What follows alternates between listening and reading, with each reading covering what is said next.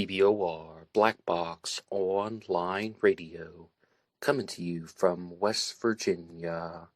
Blackbox Ned 88 on Instagram for the bonus podcast. And welcome to BBOR, the home of true crime talk radio and your premier destination for unsolved mysteries, criminal psychology, and exploring the dark side of cyberspace. My name is Ned Dehan, and I am your host, as well as the creator of AstroPsych 400 here on YouTube, and regular contributor to the Zodiac Killer channel. And a great way to support these shows is just by listening to some more content. But you can also go over to Amazon.com and have a look at the book Killer on a White Horse, written by me, Ned Dehan. It is a novel, murder mystery, inspired by the Zodiac Manson connection, but it is indeed fictional. However, who doesn't love a good mystery? And there is always the TeeSpring page. Feel free to check out some of the merchandise. And remember, being weird is not a crime. Let the show begin. Okay, hello everybody. Today is Friday, another Anything Goes Friday. Welcome to the show. Today, once again, we are revisiting the case of Steven Avery, made famous by the Netflix docuseries Making a Murderer. But before we truly begin, just a couple of quick reminders. The first is that this show is available for free downloads at LaunchPad 1. That's the audio version as a pure podcast.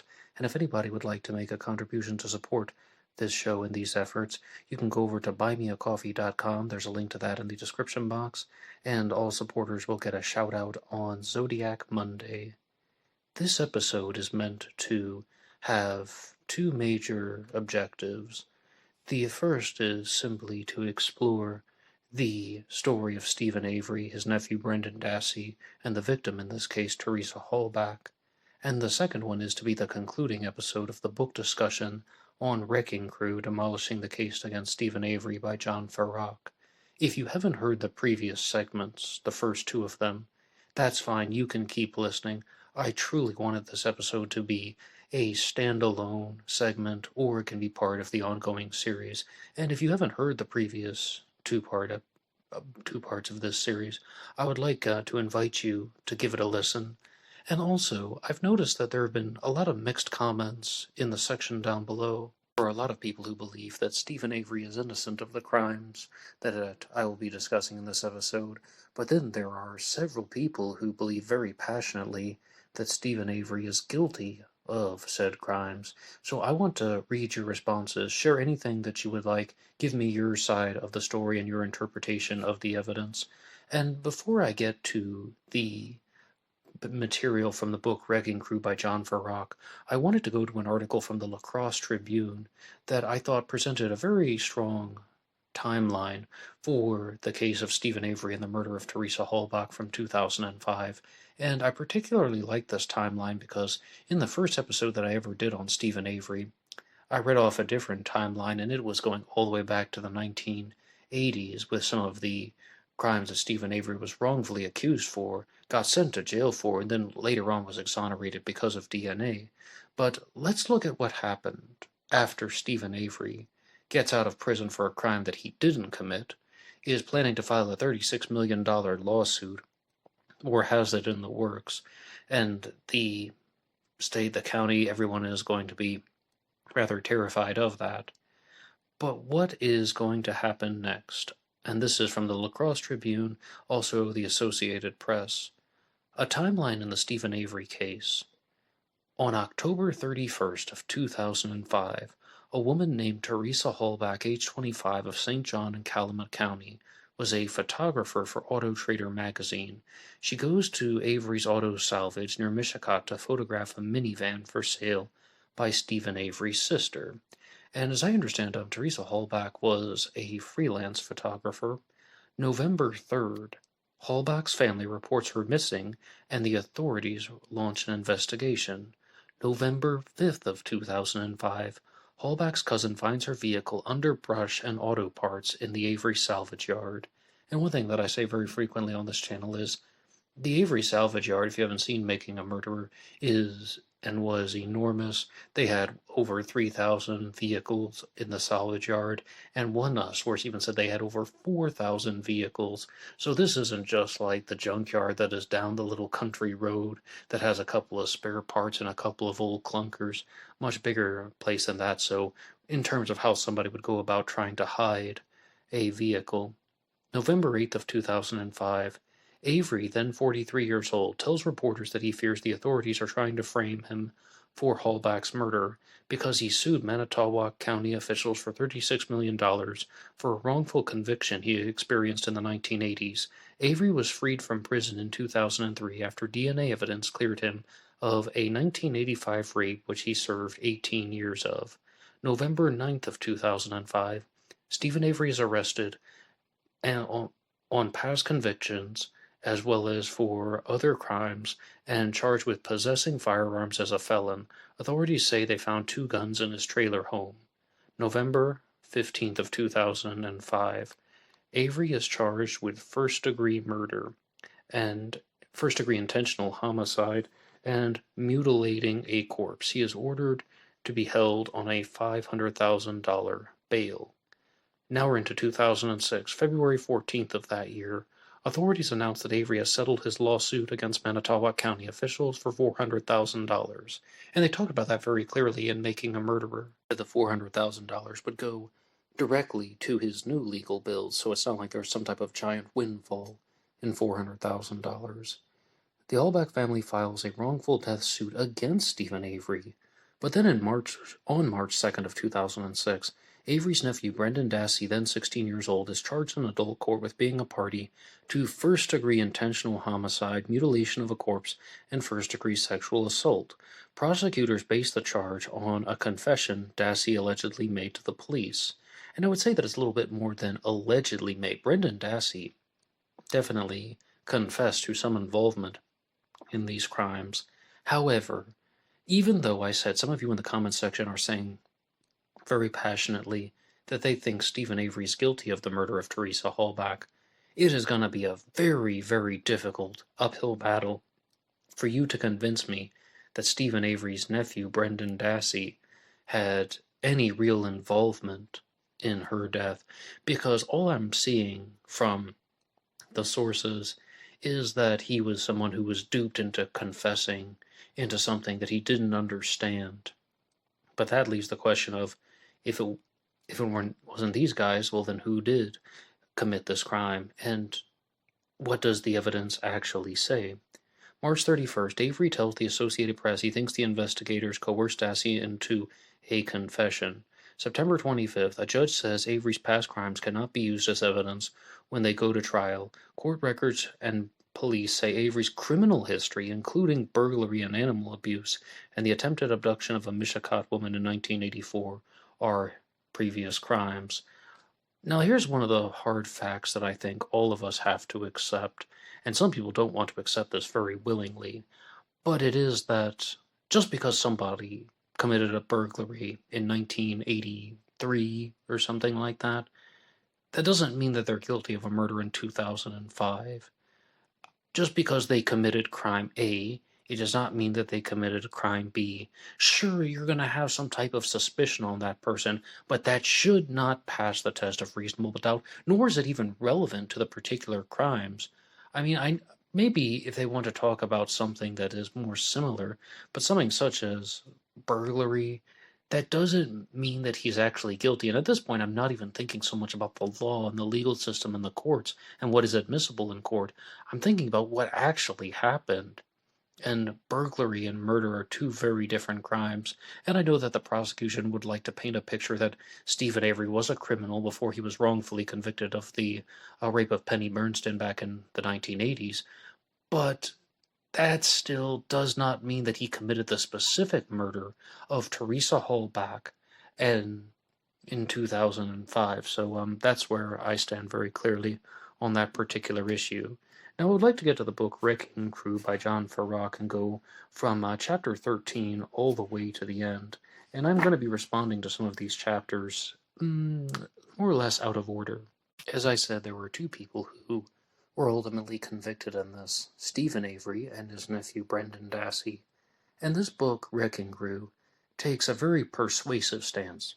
It is trying to persuade you that Stephen Avery was not guilty of these crimes, and he's actually been spending decades behind bars for 2 different crimes that he did not commit. But I'd like to go to page 286 in the book because this was something that I think would jump out at anybody reading it. In the spring of 2018, Avery's dogged post-conviction lawyer Kathleen Zellner made a discovery that rocked her world.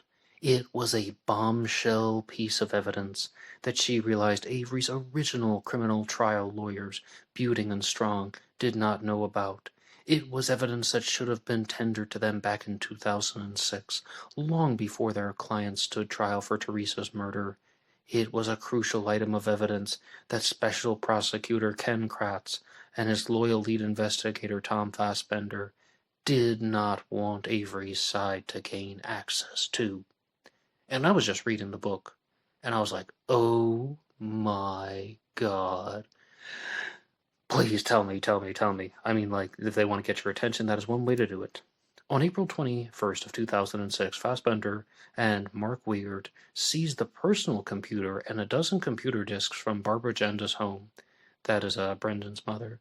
They wrote their reports in a way to make it appear as if the computer belonged to Brendan Dassey, and that their evidence gathering focused on the 16-year-old boy. Nothing could be further from the truth, though. The next day, the computer was delivered to the Grand Chute Police Detective Mike Ville by Fassbender. Ville was considered the region's law enforcement expert on computer forensics in the original criminal investigation. By May 11th of 2006, they had returned the evidence back to the authorities in Fassbender, who then decided to sit on the information. That way the defense didn't have it in a timely fashion. 7 months later, some of the information that was extracted from Dassey's computer was shared with Strong and Buting. The most noteworthy details that were shared were part of the investigation, and they were never shared with Avery's trial lawyers. Now, as far as I understand, though, I am not a lawyer, but as far as I understand, the prosecution has to turn over everything to the defense. And if they do not do so, then they would be violating somebody's right to a fair trial.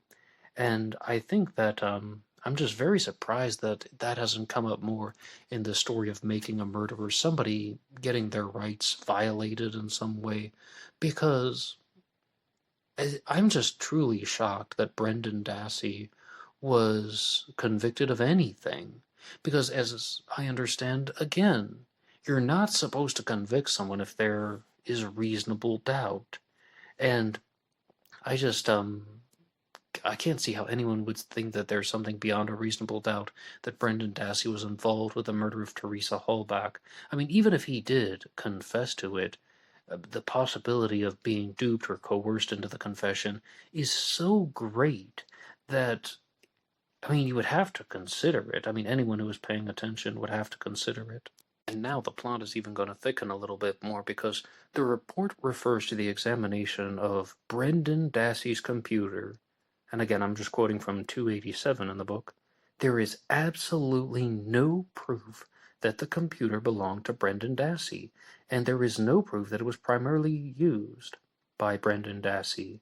There is proof that it was primarily used by his brother, Bobby. And I want to be absolutely clear that I'm not going to accuse Bobby Dassey of anything. I am not going to weigh in on any type of persuasive thing. I am only going to relay some of the interpretive messages that are found in this book, Wrecking Crew, because as a persuasive book, it does take a strong stance that Bobby Dassey, Brendan's brother, could have had some involvement in Teresa's homicide. But back to the book. The report minimizes the number of violent pornographic images and the severity of the violent pornographic images and incriminating word searches that demonstrate an obsession with inflicting pain on young females, dead female bodies, and mutilating female bodies. It also ignores the timeline of the images being viewed, which excludes other members of the family and incriminates Bobby. After all, it's an undisputed fact that some of Teresa's charred bones were found inside Bobby Dassey's burn barrels. And yes, Teresa Hallback was murdered, and her body was mutilated and burned, and her remains were found on the Avery property in what is called a burn pit. So a lot of destructive actions happened to Teresa. Absolutely saddening, and I never get used to hearing about it. A big rest in peace to her. But I would like to jump ahead to a different section in the book because what do you make of this, that someone is just Googling these types of searches? What do you make of someone going on the internet and reading about this type of material, inflicting pain on women? And no matter whose computer it was, what does that say about their mental state? And this book here tries to present somewhat of a response. This is from page 299. The searches speak to the compulsive nature of the offender, specifically the sadism as the fantasy life translate into the compulsion to act out the sadistic fantasy. Example, a sexual homicide. A person obsessed with violence is more likely to commit a murder than someone who is not obsessed. And I think at this point, though, I have somewhat of a disagreement with this type of thinking. And I know that I'm not a professional. I know I'm not some type of expert, and there actually are talking to experts and doctors in this book. But it really depends on like how you're interpreting the words like pornographic material or violence. I mean, you're talking about getting in a fist fight, or you're talking about actually committing murder. If you mean that if someone is exposed to imagery of people being hurt or injured, violence taking place, does that mean that they're going to be likely to commit murder? No, I don't think so, because we're exposed to it so frequently in the mainstream media throughout movies and television and even pornography. Yes, yes, indeed, porn too. But I definitely don't think that any type of behavior like that is depicted on film is going to encourage homicidal behavior in someone. But if they just simply mean that a person who is obsessed with violence is more likely to commit murder, when they talk about someone who is exhibiting some type of immediate urge to commit these actions, then yes, indeed, that would. But just as a blanket statement, I mean, obsessed with violence, I guarantee you, out there somewhere in the United States of America, there's some teenager who is playing violent video games all day long, and they're not going to kill anyone. I guarantee you out there that there is another teenager, maybe an early 20-something guy, who's watching a lot of violent pornography, and he's not going to kill anyone. And maybe if they have some type of correlation, then they could show that, okay, that their findings are correct. But I'm just not convinced. Because, believe it or not, I'm actually somewhat hopeful of humanity, and I think that people have somewhat of an awareness of the differentiations between fantasy and reality, and if they don't, then they're in a different category involving mentally ill behavior, mental illness, and a lack of mental awareness. So, I just wanted to respond to that directly, and I'm fully aware that I could also possibly be dancing around the subject, and then you could just view it as an elephant in the room and be like, yeah, if somebody is reading up on a bunch of twisted things like this, that usually means that they have some type of homicidal tendency. I'm fully able to examine both sides of the situation. Have you ever heard that expression that every coin has two sides? Absolutely, that is true. And you can give your response to any of this material in the comment section down below. So, I next want to go to a different point in the book, and this is perhaps going to spoil the ending for you a little bit, but that's the thing about true crime books. It's about the facts, and it's about the persuasive points, and it's about the interpretations of the evidence. So even if we're going to the last pages of Wrecking Crew by John Farrock, well, just get ready for it. This is some of the evidence that they are presenting that they claim should demonstrate that Stephen Avery did not commit the murder of Teresa Hallback.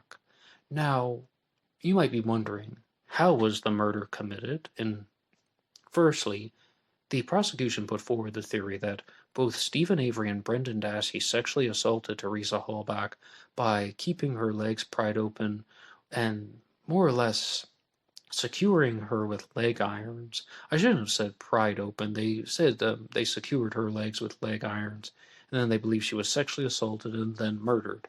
How was she murdered? This page in the book says right here, shot with a .22 caliber bullet. And let's hear about some of the forensic investigations that the defense team used to try and show some evidence to the contrary. And Zellner's favorite find, she said, was dismantling the prosecution's theory that Teresa was shot in the head with a .22 caliber bullet, which was laying in Stephen Avery's garage. But they had just missed the finding in the first 6 months that they had searched the garage for hard evidence. They couldn't find it. Couldn't find it? Couldn't find it? Couldn't find it? Oh, and they found it. And then they said, whoa, it's got her DNA on it. And then with the state's permission, Zellner got to bring the bullet to the Microtrace laboratory, which solved the Unabomber case and numerous airline crashes. It's probably the best forensic trace laboratory in the world. And they took it under the microscope, a very sophisticated microscope, and they said, oh, that bullet? That bullet's got red paint on it, and wood. So wait a minute. Where's the bone? If you shoot a .22 through somebody's head, I don't care how many times you shoot it, the lead is so soft it's like a sponge. It's going to have bone on there. So then I flew to Arizona. I hired Luke Hagg, and we went out into the desert, and we shot .22s through bovine bone, and every single one of them was embedded with bone. So what do we know? We know that the .22 was stuck in the Avery's garage, and it was stuck in the wood, and they just pried the thing out there. They pried it out of there. Again, we found her DNA that traced back to what DNA of was hers, and they used to put on there, because it was also wax, and it had wax on it, and they just happened to have had her chapstick. And I think that before I read anything further, I would just want to be very clear and hope that people understand that. They're saying that they allegedly have recovered the bullet, they meaning the authorities, and if she had been shot with the .22 and it had gone through her head, there should have been some type of microscopic bone fragment left on the bullet, and they shot numerous bovine bones, cow bones. Every time there are bone fragments on the bullet, but they're not on the bullet that involved the death of Teresa Hallback. In the theory, so Kathleen Zellner and John Farrar are taking the persuasive stance that that theory is completely wrong. And the final lines of the book says they want to challenge the forensic evidence. Why? Because he's innocent. And you can share all of the things you want to hear about Stephen Avery, Brendan Dassey, and the murder of Teresa Hallback. But I said that I was going to be discussing chapters 14 until the end. And there's a particular section in the book that I think could be its own Anything Goes Friday segment, and maybe it will be in the future. Because in the middle section of the book, there actually is a rather long story of somebody named Ricky Hochstetler. And it's the story of how somebody was killed in more or less a hit and run. And then the authorities covered it up. Why? Because the person who did it was connected to a high-ranking group of individuals, or just like the local politicians, people who were somewhat affluent in the community. And I'll just have a very quick read here. Once again, this is from Wrecking Crew, page 147. The winter of 1998 marked a contentious time for the husband and wife who rented the two-story farmhouse on the far southern outskirts of Manitowoc. Once that winter, the Manitowoc County Sheriff's Office responded for a domestic violence call. The couple were in the midst of a bitter divorce.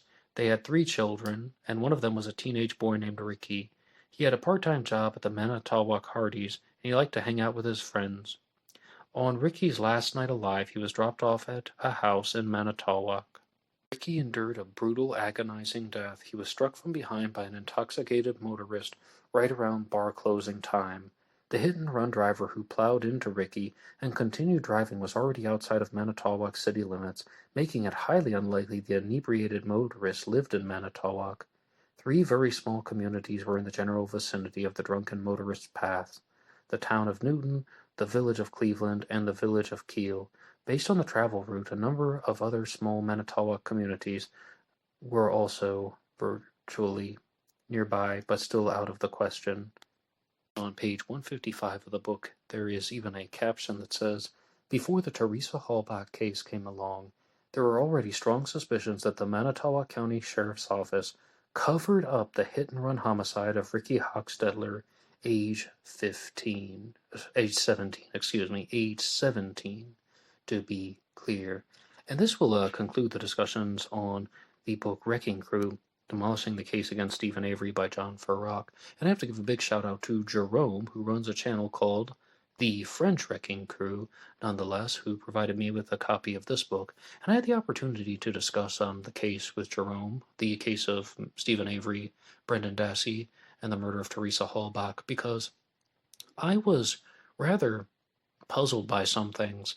This is not the first book that I have read about the case. The first one was Illusion of Justice by Jerry Buting, and of course I watched the Netflix series Making a Murderer, seasons 1 and 2, and yet I still didn't feel like I truly understood what was happening in the story. I felt like I didn't understand all of the elements, and the response that I got from Jerome was that he has been following the story for 5 years, and he doesn't know the entirety of it, maybe only about 70%.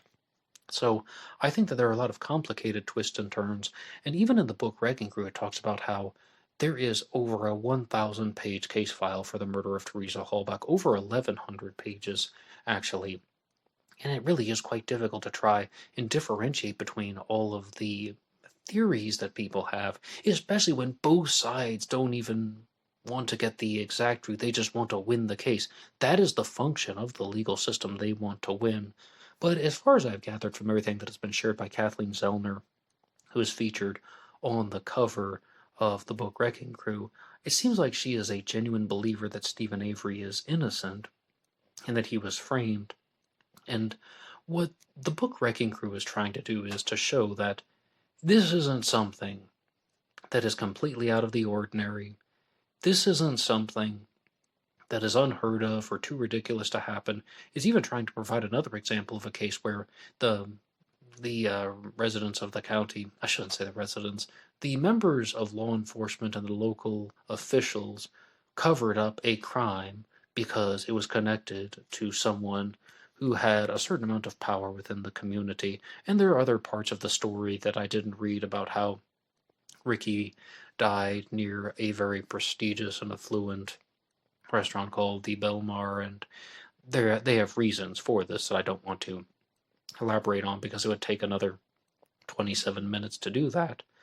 But I think that it's really trying to show that this isn't something that is so extreme or absurd that it couldn't possibly be true, and it's not just some type of wild theory that Stephen Avery was framed. That sometimes these police cover-ups do indeed happen. And I think Wrecking Crew is taking a very strong stance that they believe that the bullet that was taken from Stephen Avery's garage was not involved with the murder. It didn't have bone fragments on it, which it should have. Microscopic bone fragments, that is. And they believe that Teresa's DNA was planted on there, as well as the entire scene being staged. I don't have the part bookmarked, but there's a section in Wrecking Crew where they talk about some of these suspicious activities of Bobby Dassey, that he made numerous comments about Teresa Halbach before she was murdered, and he would even say some things that seemed a little bit odd, such as telling Stephen Avery, "Oh, is your girlfriend coming back today?" talking about Teresa Halbach, and it showed that he had some type of, not exactly an obsession, but more like an infatuation with her. And I don't want to say anything more than that, because what's my favorite saying? Being weird is not a crime. And I absolutely do not want to accuse him of anything, because I'm at the level where it is all uncertain for me, and also to accuse somebody of a crime without the smoking gun who is currently alive is really not the best strategy.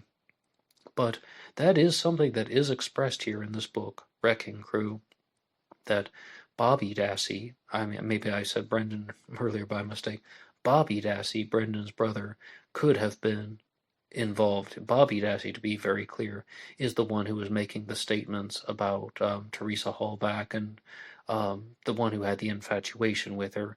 I definitely hope that I said the right name, but I think we'll have to leave it there for now. And in conclusion, I would just want to ask you guys, what do you think about someone who is regularly exposed to violent imagery? Will that make them violent, or do you think that the majority of people have the ability to differentiate between, okay, that's just fiction and entertainment, and this is reality? I would love to know your response to that challenge question, and anybody can write the show at blackboxonlineradio@aol.com. You can also get me on Facebook. My personal Facebook is in the description box, and there was always BlackBoxNet88 over on Instagram. See you over there for the bonus podcast. Until next time.